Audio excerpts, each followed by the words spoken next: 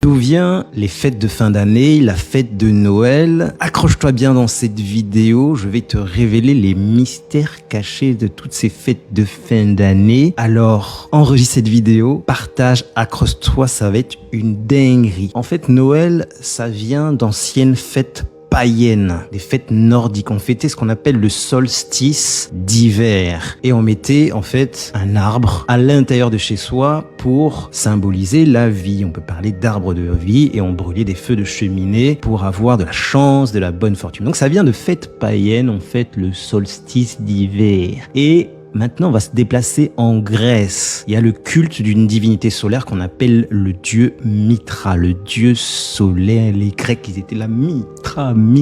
Il est né le 25 décembre d'un père, d'un dieu, d'une vierge. Il avait 12 disciples. Et le culte de Mitra était trop puissant en Grèce et aussi lors de l'Empire romain. Et les chrétiens, ne pouvant pas lutter contre ça, ils ont décidé de fusionner les deux. En l'an 354, le pape Libérius, les chrétiens ne pouvant pas décider la date de la naissance, il a dit c'est le 25 décembre pour tout le monde. Et du coup, ils ont pu fusionner les fêtes de Mitra qui se déroulaient aussi lors du solstice d'hiver, les fêtes païennes du solstice d'hiver. Ils ont commencé à tout mélanger et ça a marché. Le culte de Mitra a complètement disparu de la terre pour laisser place à la naissance du Christ chrétien. C'est compliqué. D'où vient le Père Noël? Ben là, c'est un évêque, Saint Nicolas, qui à l'époque a fait preuve de beaucoup de générosité. Il a donné toute sa fortune. C'est le saint patron de la Turquie. C'était à l'époque un saint patron de la Turquie. On est vers les années 270 après Jésus-Christ, de la Grèce, de la Russie. Et son histoire a été tellement populaire qu'à sa mort, limite, c'était un saint, quoi, Saint Nicolas, et ça s'est popularisé dans toute l'Europe, notamment en Hollande. Et les Hollandais, ils ont immigré aux États-Unis. Écoute bien, rapproche-toi.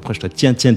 On a bientôt fini. Et la nouvelle Amsterdam, New York, c'est là où les Hollandais ont immigré massivement. Cette histoire s'est propagée. Et en hollandais, Saint Nicolas, c'est Santa Claus. Et ça a été traduit par Santa Claus, puis Saint Nicolas. Et ça a été tellement populaire, puisque c'était un être très généreux, il partageait beaucoup aux enfants, qu'il y a beaucoup d'écrivains et de poètes qui ont fait le buzz autour de lui. Et il y en a un qui a fait un poème disant que la veille du 25 décembre, Santa Claus, avec son traîneau, il donne des cadeaux aux enfants gentils, et ça a fait le buzz. Ça a été un banger, et du coup, c'est arrivé comme ça. Après, en Angleterre, forcément, puis en France, où on a choisi de l'appeler Père Noël, mais si tu vas aux États-Unis, c'est Santa Claus. En Espagne, il me semble, c'est Saint Nicolas. Et du coup, on a tout mélangé. On a tout remué. Fête païenne, solstice d'hiver, divinité solaire, les chrétiens sont arrivés par là. Aujourd'hui, le capitalisme est venu. C'est magnifique.